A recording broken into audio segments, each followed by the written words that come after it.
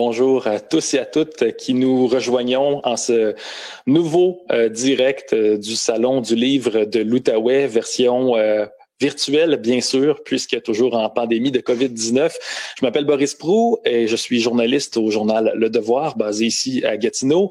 Aujourd'hui, nous parlons du livre « L'avenir » que j'ai ici, de Catherine Leroux, autrice qui participe virtuellement au salon cette année, que nous avons au bout du fil. Bonjour Catherine. Bonjour. Merci beaucoup d'être des nôtres. Avant de commencer l'entretien, j'aimerais rappeler que c'est possible pour vous à la maison de poser vos questions en fait à l'autrice ou de poser des questions sur l'œuvre directement dans les commentaires de la vidéo. Et puis l'équipe du Salon du Livre de l'Outaouais va nous les transmettre durant l'entretien. Donc vraiment, gênez-vous pas si jamais au fil de la discussion, il y a juste une question qui vous vient en tête. Là, ça va vraiment nous faire plaisir de l'apprendre. Catherine Leroux, L'avenir, si j'ai bien compris, si j'ai bien compté, c'est votre 4e roman. L'action là-dedans se passe à Fort-Détroit, une ville qu'on apprend un petit peu à connaître au fil et à mesure du roman. Comment on résume ça? C'est un peu comme Détroit au Michigan, mais qui n'a pas exactement connu la même histoire ou l'histoire qu'on a vécue finalement. Oui, en fait, Fort-Détroit, c'est le fruit d'une expérience littéraire d'Uchronie. Donc, l'Uchronie, c'est de changer un détail de l'histoire puis d'imaginer ce que ça aurait donné. Dans ce cas-ci, ce que j'ai changé, c'est l'idée que Détroit serait passé du côté américain.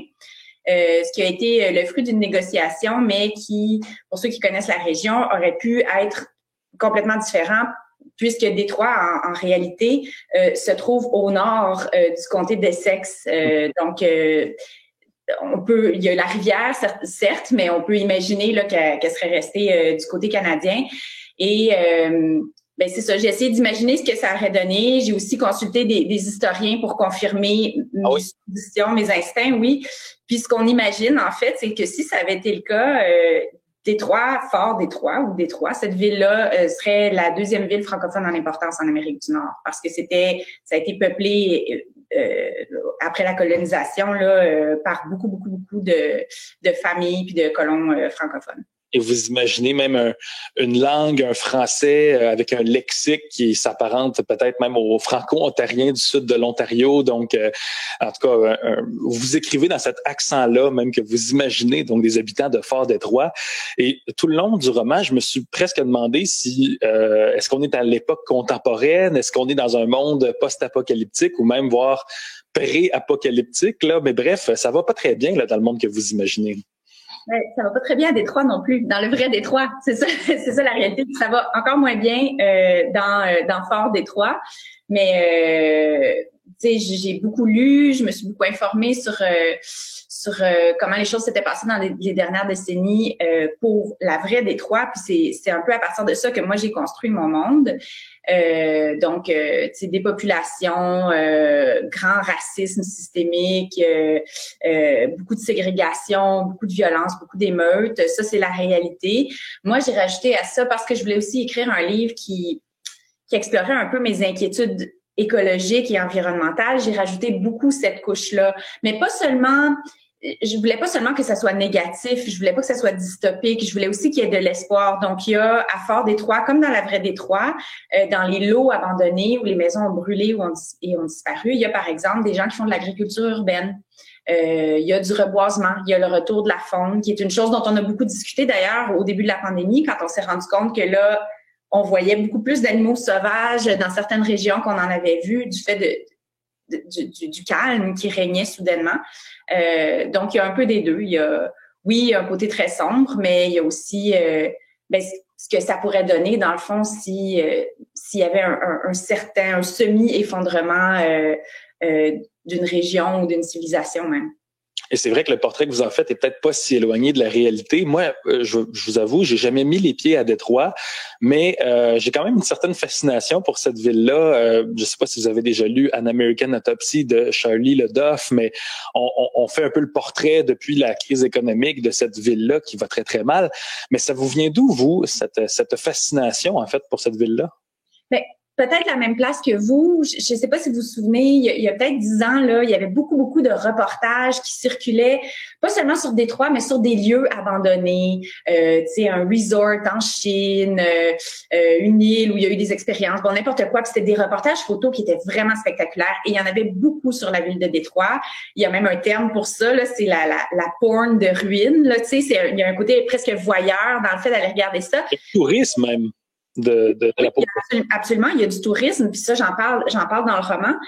Donc, je pense que ça a été la première chose qui a attiré mon attention vers Détroit. Puis, tu sais, même quand j'étais adolescente, il y avait toutes sortes de légendes puis de rumeurs qui circulaient, comme quoi c'était un coupe-gorge, puis on pouvait même pas marcher un coin de rue à Détroit sans se faire poignarder, puis tout ça, ce qui est, au dire des gens que j'ai rencontrés quand j'y suis allée, est un mythe, là, tu sais, ça n'a jamais été si pire que ça. Mais après, je suis tombée sur le reportage Détroit ville sauvage de Florent Tillon, qui était un peu porté sur la fascination qu'on a pour la ruine, mais aussi sur l'autre côté qui était donc le retour de la nature, le retour de l'agriculture, le retour des animaux sauvages, la reforestation de certaines régions de Détroit. Et c'était tellement beau. Et ça correspondait tellement à des choses auxquelles j'essayais de réfléchir à ce moment-là que je pense que c'est ça qui a été vraiment le coup d'envoi. Puis après ça, je me suis mis à regarder puis à lire tout ce que je pouvais trouver sur Détroit, puis éventuellement, j'y suis allée aussi. Inspiration donc pour votre œuvre de fiction quand même, puisque c'est pas du documentaire, on est vraiment en plein dans la fiction. On suit dans votre livre le personnage de Gloria, une dame qui a pour mission de retrouver ses petites filles disparues après la mort violente donc de leur mère, de la fille de Gloria. Là-dedans, Gloria est accompagnée de son amie Eunice par toute une bande là, dans son quartier qu'on apprend à découvrir. Vous mettez aussi en scène beaucoup de personnages dans votre livre, mais vos personnages, Catherine Leroux, ils sont pas, disons, ils se laissent pas abattre par les événements. Là. Ce sont des résistants en quelque sorte. Oui, non, ils se laissent pas abattre du tout, effectivement. Je pense que dans des situations comme ça, dans des villes qui vont si mal, les gens qui restent et qui ont survécu à tout, là, tu sais, au soulèvement, aux émeutes, à l'injustice, à la pauvreté, etc. Ben, il faut que ça soit des gens d'une grande résilience et d'une grande débrouillardise aussi. Donc, c'est les gens que rencontre Gloria sur son chemin, effectivement, sont comme ça, tant les adultes que les enfants qu'elle va côtoyer. Mm-hmm. Oui, parce qu'il y a vraiment les deux. Le livre est construit en 4 parties là, de mémoire. En fait, c'est plus peut-être 3 parties plus un épilogue, mais enfin, on passe de l'univers du quartier de Gloria à un tout autre monde. Là, on est dans la vallée du parc de la Rouge. Et là, je dois avouer que vous m'avez surpris parce qu'on se retrouve dans un monde entièrement composé d'enfants qui ont fondé un peu leur propre société dans ce parc urbain là, de la ville en complet déclin. Ça m'a rappelé, premièrement, que ça existe dans la vraie vie, là, qu'il existe des enfants sans abri, il existe des enfants qui vivent dans des dépotoirs ou qui vivent des situations qui s'apparentent à ce qui est présenté dans votre histoire. Mais pour vous, la société des enfants, est-ce que je me trompe ou j'ai senti qu'il y a un côté où vous l'imaginez comme une bonne société, ou en tout cas une société plus pure? Oui, je pense qu'ils sont pas, c'est pas des anges non plus. Je suis pas allée du côté, la référence qu'on a souvent, c'est Lord of the Flies, là, Sa Majesté des Mouches en français, où des enfants sont laissés à eux-mêmes sur une île puis ils finissent par se retuer. Je suis pas allée là, mais je suis pas allée dans l'idéalisation complète non plus. Mais c'est sûr que, tu sais, moi, j'en ai des enfants, j'ai beaucoup de conversations avec eux. Ils sont très préoccupés par l'environnement, puis ils ont un côté extrêmement radical. Tu sais, c'est comme, ben, si on a des problèmes avec les énergies fossiles, on a juste à tout faire sauter les usines. Tu sais, à 6 ans, c'est ça leur solution aux autres. Mais en même temps, oui, je sens qu'il y a une pureté dans une espèce de désir d'équilibre, un désir de justice. Ils voient les choses tellement en noir et blanc que oui, il y a une pureté. C'est le mot est bon. En imaginant ce monde-là, vous avez raison de soulever que ça existe. C'est quelque chose à quoi j'ai réfléchi. Puis je suis consciente que ma société d'enfants appartient pas exactement au vrai système tel qu'ils existent chez les enfants qui sont sans abri. Peut-être parce que dans mon livre, ils sont vraiment protégés. Personne ne sait qu'ils sont là. Ils n'ont pas de contact avec le monde adulte. Ils sortent la nuit. Personne ne les voit. Personne n'est capable de les trouver. Donc, il y a une espèce de bulle, même si leur vie est extrêmement difficile. Ils sont exposés aux maladies, au froid, aux intempéries et tout ça. Ils ont de nombreux accidents aussi. Ils sont quand même protégés d'une certaine forme de prédation qu'on peut imaginer, du monde de la drogue, etc. Donc voilà, on en parlait un petit peu avant de rentrer en ondes, je sais pas si c'est comme ça qu'on dit ça. On parlait de la guerre des tucs, qui a été une des choses auxquelles j'ai réfléchi en imaginant ça, des mondes où c'est les enfants qui font les règles puis qui s'organisent entre eux, puis les adultes interviennent très peu. J'ai pensé à Peter Pan aussi, aux enfants perdus de Peter Pan. Donc ça a été plutôt ça mes sources. C'était carrément des inspirations pour vous, ces œuvres-là? La guerre des tucs, quoi? Plus que Sa Majesté les mouches? Ah, 100%. 100%, parce que je savais d'emblée que je voulais pas aller là parce que je pensais que ce n'était pas exact. Je ne pense pas. Et d'ailleurs, je vais faire une petite parenthèse pour dire que vers la fin de l'écriture, quelqu'un m'a envoyé un article sur la vraie histoire de Sa Majesté des mouches, dans le sens où ça peut être inspiré Sa Majesté des mouches, mais il y a vraiment eu des enfants au large de l'Afrique qui se sont perdus en mer et qui ont abouti sur une île où ils ont vécu pendant 1 an. Et ils ont dû se débrouiller pour survivre pendant 1 an. Et quand ils ont été rescapés, en fin de compte, ce qu'on a découvert, c'est que ils s'étaient bien organisés, ils s'étaient construits des huttes, ils avaient trouvé une façon de répartir les ressources, la nourriture entre eux de façon équitable. Ils avaient pris soin les uns des autres, les blessés avaient été soignés par les autres. Donc, je pense que c'est pas la réalité, Sa Majesté des mouches. Puis moi, je veux croire, c'est un peu ça aussi l'avenir, c'est d'essayer de voir, tu sais, qu'est-ce qu'il y a au fond de l'être humain en situation de grande catastrophe, quand on a vraiment, là, on se mentira pas, quand on a vraiment merdé avec quelque chose, est-ce que finalement c'est l'humanité, est-ce que c'est l'entraide et la solidarité qui vont l'emporter? C'est un petit peu ça le postulat de ce livre-là, même s'il est sombre, c'est qu'au final, quand il reste plus rien, ben ce qui reste, c'est d'essayer de s'aider les uns les autres. Mm-hmm. Évangélique, là. Ces enfants-là vivent dans la vallée de la Rouge, du parc de la Rouge. Ça, est-ce que c'est un lieu qui existe pour vrai? Parce que je vous avoue quelque chose, en lisant des fois, je faisais des petites pauses et j'allais voir sur Google Maps, voir si je peux retrouver les quartiers, les avenues que vous mentionnez. C'est quoi la partie inventée, disons, et la partie qui existe vraiment en termes de lieux, en termes de ville? J'ai gardé la géographie dans ma tête telle qu'elle est, sauf que j'ai rebaptisé tous les lieux, tous les quartiers, toutes les grandes rues, parce que forcément, si c'était resté francophone, il y a encore beaucoup de noms de rues qui sont francophones à Détroit, là, Gracio, etc. Mais j'ai tout rebaptisé, puis les noms que j'ai donnés en plus, c'est des noms qui sont en lien avec les gens que je connais. Là, tu sais, je me suis créé une petite géographie personnelle et amicale. Le parc La Rouge, je l'ai pas renommé, je l'ai laissé tel quel. Je l'avais comme ciblé au moment où je faisais des recherches, puis j'essayais d'imaginer où pourraient vivre les enfants. Puis il est arrivé quelque chose d'incroyable quand je suis allée à Détroit pour la première fois. Mon éditeur anglais, Dan Wells, qui est le fondateur et éditeur de Biblioasis, est basé à Windsor, ce qui est littéralement de l'autre côté de la rivière. C'est comme, en banlieue presque. C'est comme Laval et Montréal ou Ottawa-Gatineau. Donc, c'est lui et sa femme qui m'ont amené faire un grand tour de Détroit en descendant de l'avion. Et la première chose que j'ai voulu voir, c'était le parc de la Rouge pour voir si ça collait, si c'était comme je me l'étais imaginé. Et c'était effectivement très boisé, comme je l'espérais, parce qu'il fallait que je trouve un endroit où les enfants pouvaient se cacher efficacement. Fait qu'on s'arrête. Là, on était au bord d'un bois. Là, on se met à marcher. Je dis, écoutez, ça vous dérange-tu si je rentre dans le bois juste pour aller voir de quoi ça a l'air? Et là, je suis arrivée dans le ravin, tel que je l'avais imaginé. Je voulais que ça soit un lieu qui soit un peu creux. Je voulais que les arbres soient assez espacés. Je voulais qu'il y ait un petit ruisseau qui passe et que ce soit beau. Et c'était tout ça. C'était tout ça. C'était... Je sais pas comment j'ai fait pour le trouver du premier coup, mais j'aurais pas pu planifier ça mieux que ça. Puis quand j'y suis retournée une deuxième fois, j'ai essayé de retrouver l'endroit, puis je l'ai jamais retrouvé. Je l'ai pas complètement inventé, mais j'étais pas toute seule, fait qu'au moins. Donc, des endroits qu'on peut découvrir et qu'on peut ensuite se perdre ou qu'on peut perdre les endroits qu'on a vus. Ça, je trouve que ça fait partie en plus de l'univers un peu du livre, puisque évidemment, les camps sont toujours bien cachés, toujours impossibles à trouver. Et les enfants qui sont les seuls un peu qui peuvent naviguer dans cet univers-là, comme si c'était un univers en soi dans la ville. Je me demande peut-être, l'avenir. Puis j'allais proposer, avant, il était question peut-être de lire un extrait. Catherine, je pourrais peut-être poser une dernière question, puis après vous laisser aller pour un extrait du livre, puis ensuite passer peut-être aux questions du public. Si jamais vous nous écoutez, vous pouvez en profiter pour poser des questions à Catherine Leroux dans les commentaires, en fait, de la vidéo. Puisque le titre, c'est l'avenir. C'est un mot, je pense, qui a été utilisé dans la toute dernière phrase du livre où on ouvre pour l'avenir, de cette communauté-là que vous mettez en scène. Mais et puis, puisque dans l'entretien, vous m'avez parlé de vos convictions écologistes.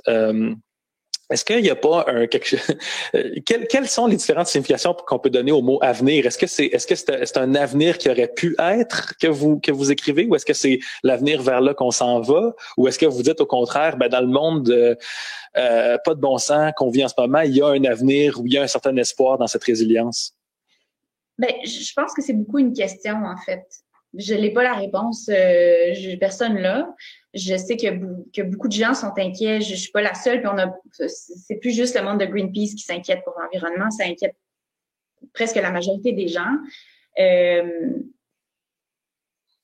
L'avenir, c'est beaucoup les enfants, les miens, les personnages, ceux que je côtoie. Je pense à eux tout le temps. Moi, je côtoie entre autres une adolescente qui dit, moi c'est plate que je pourrais pas en avoir des enfants parce que c'est sûr que personne de ma génération va vouloir mettre des enfants. Il y a des jeunes qui pensent comme ça. Moi, ça me tue de penser ça. Fait que j'ai voulu.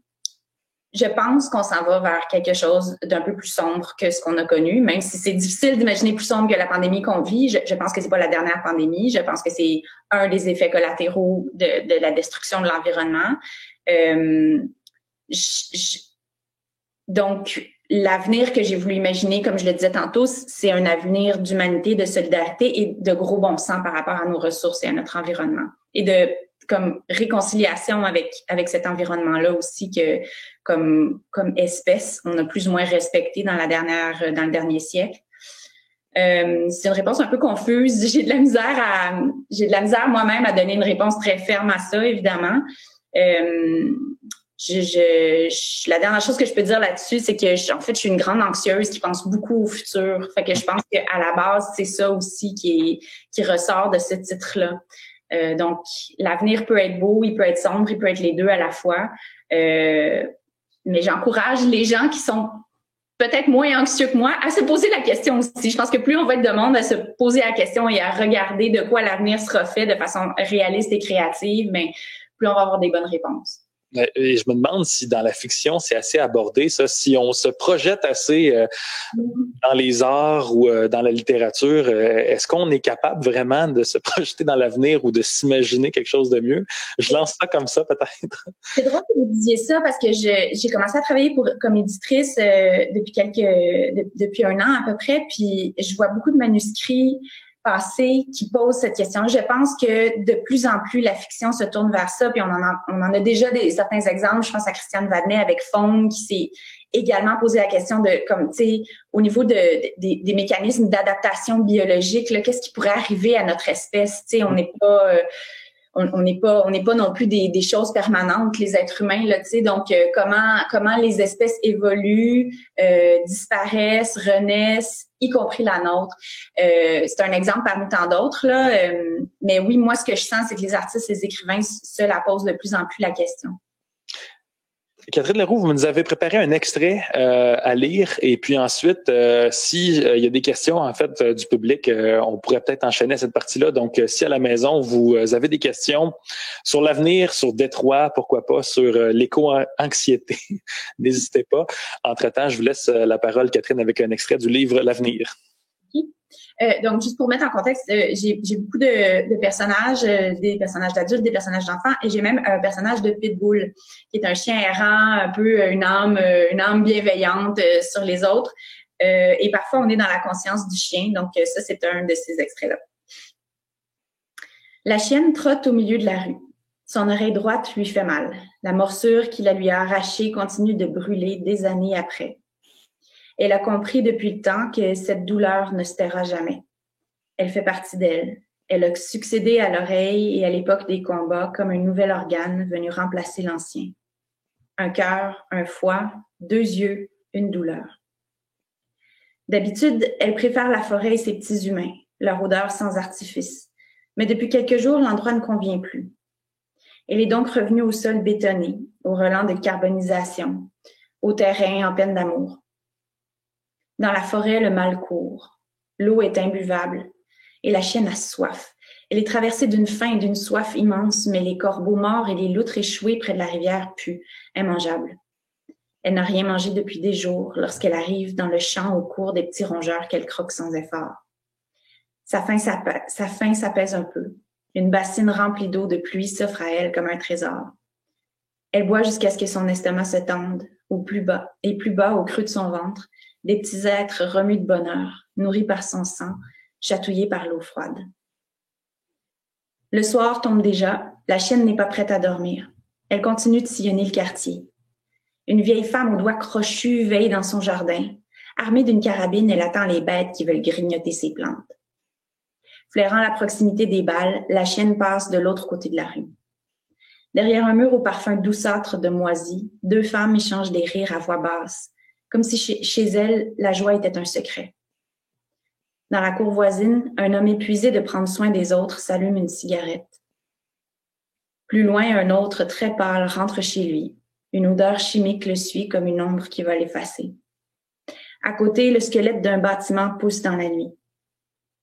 En face, la maison jaune et la verte continuent de respirer l'une contre l'autre. Dans la première, la femme molle fait les 100 pas. Dans la seconde, la femme dure essaye de dormir sur un deuil, comme sur un tapis trop rêche. La chienne écoute leur respiration trouble, puis se couche entre les deux demeures. Il fait bon dormir près des humains meurtris. Bravo!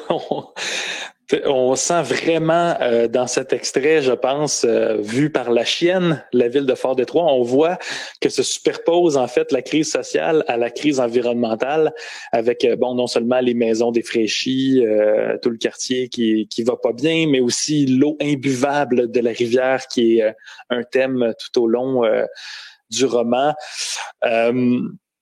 Pourquoi vous avez choisi cet extrait-là, premièrement, et puis qu'est-ce que ça nous dit sur l'œuvre?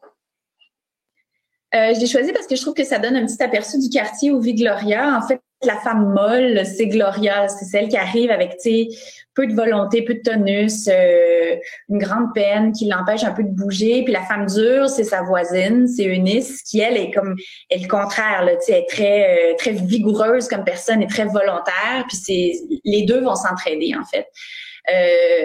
J'aime l'idée d'être dans la conscience d'un animal, surtout pour un livre qui essaye de donner une voix à la vie animale ou naturelle. Et je pense que dans cet extrait-là, il y a aussi toute cette idée de résilience-là et l'idée que c'est ça, les humains meurtris sont pas détruits, ils sont pas des présences indésirables, ils peuvent leur peine peut apporter un réconfort d'une certaine façon aussi. On a des commentaires d'auditeurs, Catherine, un commentaire de Gabrielle qui vous trouve très inspirante et un commentaire de Suzon Demers qui dit « On peut espérer que les choses évoluent si on y travaille ». Est-ce que c'est quelque chose est-ce que c'est une phrase que vous seriez d'accord avec ça finalement? Est-ce qu'on peut faire évoluer les choses même dans tout ce chaos environnemental, social, même lorsqu'on est vraiment les deux pieds dedans? J'en suis convaincue. Je pense qu'on n'a pas le droit de penser autrement, parce que sinon, autant baisser les bras puis tout laisser tomber maintenant. C'est facile quand ça fait très longtemps que les choses sont d'une certaine façon de cesser de croire que ça peut changer. Puis dans ce sens-là, je trouve ça rassurant de regarder l'histoire des révolutions, de regarder notre propre histoire où il y a eu, j'ai pas vécu à cette époque-là, mais je suis convaincue que les gens qui ont vécu sous le clergé au début du siècle pensaient jamais que ça pourrait changer. Finalement, ça a tout changé en une décennie. Puis la sociologie aussi a fait de nombreuses études là-dessus, sur quel pourcentage d'une population doit pousser dans un certain sens pour qu'il y ait une espèce d'effet d'entraînement, un effet domino, et c'est pas tant que ça. Donc oui, je pense qu'il faut militer, il faut faire des efforts au niveau individuel, mais il faut aussi beaucoup faire une immense pression sur les gouvernements, sur les compagnies, les corporations, parce que c'est eux dans le fond qui vont faire tourner le vent. Oui, qu'on voit que dans votre livre, les gouvernements, les compagnies sont pas tellement au diapason de la population. En tout cas, je dis juste c'est vrai dans notre vie aussi, mais tu sais, je pense qu'il faut se révolter contre ça un petit peu, là. Quand vous parlez d'histoire, c'est passionnant parce que dans le livre, on a l'impression que les habitants de Fort-Détroit, bon, peut-être en particulier les enfants, ne connaissent pas très bien leur histoire. Il y a le vieux sage là qui leur apprend un petit peu toutes les leçons historiques avec le Cadillac qui a fondé Détroit et tout ça. Mais est-ce que c'est pas un miroir aussi sur nous, les Canadiens français, les Québécois, qui connaissons aussi très mal notre histoire et qui détruisons même notre patrimoine, puisque dans le livre, on détruit sans cesse le patrimoine de cette époque-là? De ça, c'est certain. Moi, la dynamique que j'ai essayé aussi d'illustrer ou d'installer, c'est vrai, le vieux sage, Salomon, est un féru d'histoire, puis quand il se met à entrer en contact avec les enfants, il se donne la mission de leur expliquer certaines choses. Puis eux, ils l'obstinent. Lui, il dit, ben oui, il y a du français à Fort-Détroit à cause que c'est Cadillac qui est venu coloniser ici en premier. Puis les autres, ils disent, non, c'est pas ça pantoute, c'est comme une espèce d'affaire magique qui est arrivée. Puis moi, je vois là-dedans, bon, évidemment, ces enfants-là offrent une explication qui est complètement fantaisiste, là, mais tu sais, je pense qu'on est en train aussi de repenser à la façon dont on raconte notre histoire au Québec, au Canada, comme nation. On a été une histoire de grands pionniers qui sont venus fonder une belle civilisation. Puis moi, quand j'étais jeune dans mes cours d'histoire, sur le dos de qui cette belle civilisation-là avait été construite? Ça a commencé à 1608. Pardon? Les cours d'histoire commençaient à 1608. Ça, on s'en souvient. Fait que c'est ça, je pense maintenant que on est en train de, particulièrement les jeunes, puis les jeunes autochtones aussi, sont en train de lever la main puis de dire, ben oui, on pourrait-tu recadrer un petit peu la façon dont on regarde ce pays parce que il a pas été inventé, il a pas été fondé en 1608 et il s'est passé beaucoup de choses avant et après cette date-là. Il y a eu beaucoup de crimes, il y a eu beaucoup de... Donc, c'est ça aussi que je voulais illustrer, tu sais. Puis c'est pas que les enfants qui contredisent Salomon. Il y a toujours une autre personne pour lui donner la réplique puis rappeler que l'histoire, ce n'est pas une chose monolithique et immuable. Ça dépend à qui tu parles, ça dépend du point de vue et on est constamment en train de changer notre perspective sur le passé. Et l'histoire est peut-être politique aussi. Je dis ça juste comme ça, on a l'impression dans le livre. Une autre question, peut-être, on va plus vers votre méthode d'écriture, Catherine Leroux.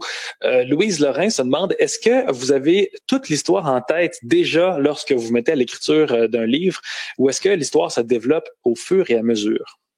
Je suis quelqu'un qui travaille avec un plan assez précis. J'ai beaucoup de misère à me lancer dans le vide. Les fois où j'ai essayé, ça n'a pas été concluant pour moi. Puis j'admire, puis j'envie presque les auteurs qui peuvent partir sur une phrase, puis après l'histoire se déploie. Pour moi, c'est pas possible. Cela dit, j'ai un plan précis, mais souvent je fais des changements en cours de route. Au fur et à mesure que j'explore mes personnages, puis là je me rends compte que telle chose ne serait peut-être pas produite comme ça, ou telle personne aurait réagi autrement. Au fur et à mesure de mes recherches aussi, parce que je fais pas toutes mes recherches en amont, j'en fais beaucoup, puis après je continue à lire, à visiter dans ce cas-ci la ville, puis là je me rends compte que j'avais un angle mort, il y a un truc dont j'avais pas été consciente, ou il y a cette chose fascinante que je connaissais pas, que j'ai envie d'intégrer, fait que ça se recadre un peu au fur et à mesure de l'écriture, mais oui, je sais où je m'en vais, je sais en gros comment ça va finir parce que je serais pas capable. Puis mes romans, ils ont une structure un petit peu particulière. J'ai beaucoup de personnages, fait que je pense que je serais pas capable de gérer ça si j'avais pas un plan avant de partir. Gabriel Lemieux se demande quel est votre prochain projet d'écriture? Là, je sais pas si c'est top secret. Par contre, qu'est-ce qui vous inspire en ce moment? J'ai beaucoup de projets d'écriture. Moi, mon problème, c'est que j'ai pas le temps j'ai pas le temps pour aller à la même vitesse que mes idées surviennent.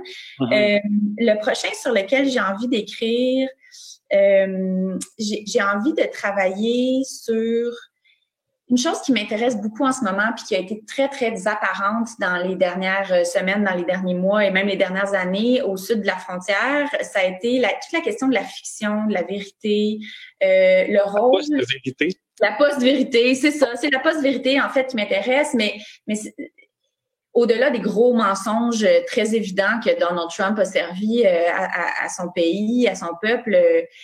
il y a toujours eu beaucoup de fiction dans le monde que nous, on considère comme factuel, neutre, etc.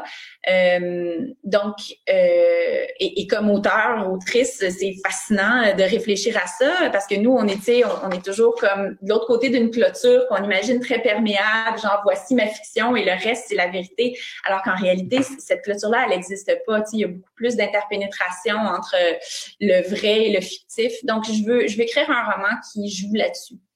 Donc, à suivre, ça c'est sûr et certain. Catherine Leroux, merci infiniment de nous avoir parlé aujourd'hui. Je rappelle que votre livre s'appelle L'Avenir, c'est publié chez Alto. Merci vraiment beaucoup de votre générosité aujourd'hui. Merci à vous. Et bonne lecture à tout le monde à la maison. Bon salon du livre.